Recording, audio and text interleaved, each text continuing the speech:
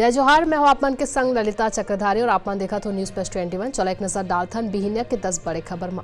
छत्तीसगढ़ में फरवरी में तपाए लगी इस गर्मी शनिवार के 36 डिग्री टेम्परेचर के संग रायगढ़ सबले गर्म रहिस।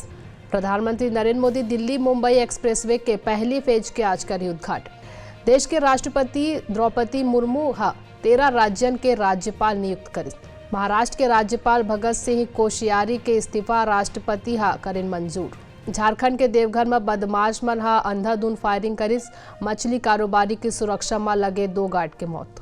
नोएडा के सेक्टर 8 के झुग्गी में फटिस घरेलू गैस सिलेंडर नवजात संग 2 लड़का के हुई मौत। भारत पाकिस्तान के बीच महिला T20 वर्ल्ड कप के आज खेले जाही मुकाबला। उत्तराखंड में आज हुई पटवारी भर्ती परीक्षा। 8 जनवरी के पेपर हुए रहे लीक। तुर्की सीरिया में 28,000 ले ज्यादा मौत, संख्या 50,000 ले ऊपर जा सकत है। बेंगलुरु में 13 ले 17 फरवरी तक होही एरो इंडिया 2023 के आयोजन।